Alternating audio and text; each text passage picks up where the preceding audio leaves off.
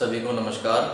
मैं धर्मेंद्र कुमार एडवोकेट और मैं संविधान में दिए गए विभिन्न विषयों पर चर्चा करता रहता हूँ, पढ़ाता हूँ।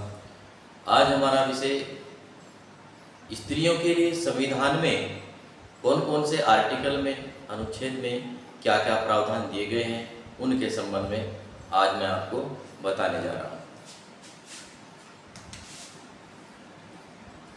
अनुच्छेद 15 सबक्लोज 3। वैसे तो अनुच्छेद 15 समानता की बात करता है, लेकिन अनुच्छेद 15 का सबक्लोज 3 महिलाओं एवं बालकों के लिए राज्य विशेष व्यवस्था कर सकता है, ये बात करता है। और साथियों, राज्य ने यानी कि सरकार ने महिलाओं के लिए, बच्चों के लिए कई कानून यहाँ से पावर लेकर के बनाए हैं और महिलाओं की प्रगति के लिए कार्य किया है। दूसरा जो आर्टिकल है साथियों, आर्टिकल 39 क ये बात करता है जो उपजीविका के साधन है, जीविका के साधन यानी कि जीवन यापन करने के जो साधन है, वो पुरुषों की तरह स्त्रियों को भी पर्याप्त रूप से, समान रूप से उपलब्ध होने चाहिए। नेक्स्ट आर्टिकल की बात करें 39 घ ये बात करता है यदि एक ही किस्म का कार्य, एक ही प्रकार का कार्य है और उसको स्त्री भी करती है, पुरुष भी करता है, तो साथियों जितने पैसे उस काम को करने के लिए पुरुष को मिलेंगे उतनी ही स्त्री को मिलेंगे, अर्थात समान कार्य के लिए समान वेतन की व्यवस्था आर्टिकल 39 घ में की गई है। नेक्स्ट आर्टिकल साथियों, आर्टिकल 42 संविधान का जो अनुच्छेद 42 है वो बात करता है कि काम की न्यायसंगत एवं मानवोचित दशाएं उपलब्ध कराने के लिए राज्य व्यवस्था करेगा, अर्थात राज्य ऐसा कानून बनाएगा, ऐसी व्यवस्था करेगा कि स्त्रियों हो या पुरुष हो, उन सभी के लिए, विशेष रूप से स्त्रियों के लिए कार्य की न्यायसंगत एवं मानवोचित दशाएं उपलब्ध हो सके। ऐसा ना हो कि व्यक्ति के लिए कार्य की जो करने की जो दशाएं हैं, परिस्थितियां हैं, वो उसके विपरीत हो जाए। ऐसी व्यवस्था राज्य करेगा कि वह उसके जीवन के अनुकूल रहे। नेक्स्ट बात करता है आर्टिकल 42 विशेष रूप से महिलाओं के लिए ये बात करता है कि महिलाओं को प्रसूति सहायता मिलेगी और राज्य ऐसी व्यवस्था करेगा कि राज्य जो स्त्रियां हैं, महिलाएं हैं, उनको प्रसूति सहायता मिल सके। नेक्स्ट बात करते हैं साथियों आर्टिकल 51 क सबक्लोज ई। ये बहुत इंपॉर्टेंट बात है। महिलाओं के लिए प्राचीन काल से आज तक, मॉडर्न जमाने तक कुछ ऐसे अवधियां बीच बीच में आई हैं कि स्त्रियों को विशेष प्रथाओं का जो उनके लिए उचित नहीं थी, उनका सामना करना पड़ा। संविधान में व्यवस्था कर दी गई कि ऐसी प्रथाओं का त्याग करें जो स्त्रियों के सम्मान के विरुद्ध हो। ऐसी व्यवस्था आर्टिकल 51 का सबक्लोज ई है, उसमें की गई है।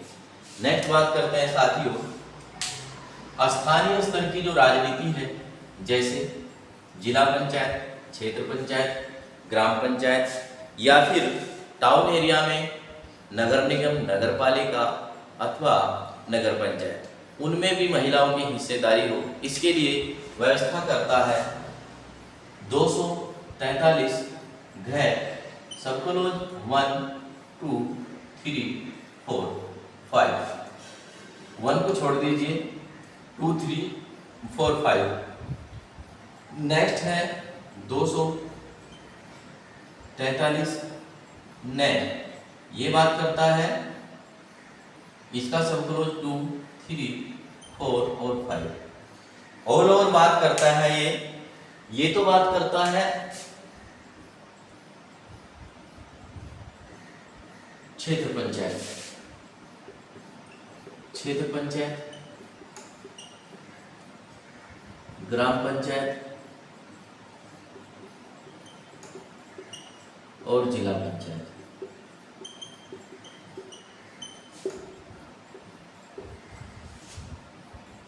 ये बात करता है नगर निगम, नगर पालिका और नगर पंचायत भी।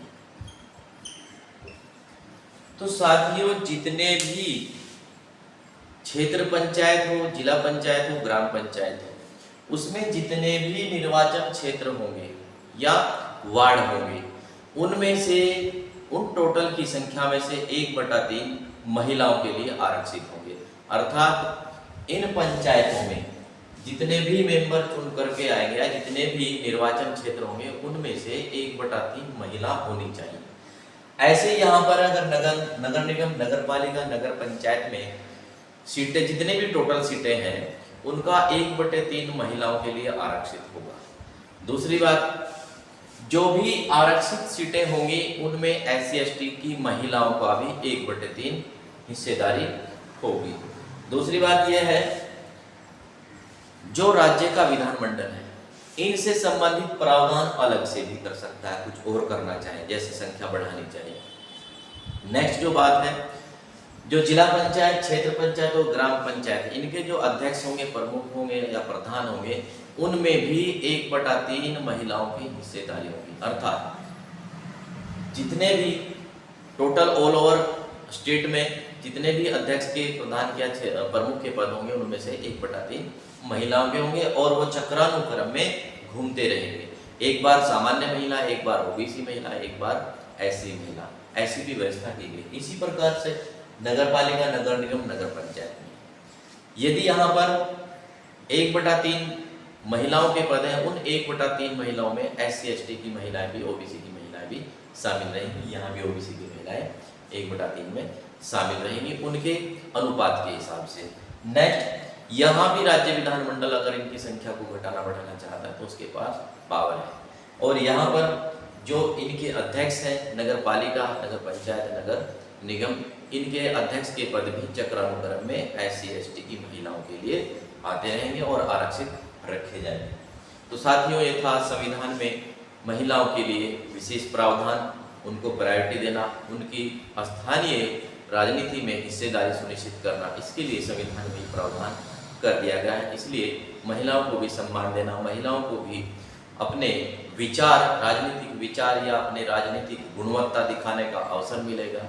और साथियों, चूंकि महिलाएं, यदि पुरुष काम करता है तो महिलाएं भी उससे ज़्यादा काम कर सकती हैं, उससे ज़्यादा भागीदारी देश के विकास में हो सकती है। इसलिए बहुत सोच समझ करके, क्योंकि महिलाएं कहीं भी पुरुषों से कम नहीं है, इसलिए संविधान में उनको विशेष दर्जा दिया गया और उनके लिए विशेष प्रावधान किए गए हैं, ताकि वो भी देश की प्रगति में, विकास में अपनी हिस्सेदारी दे सकें और देश तरक्की कर सके।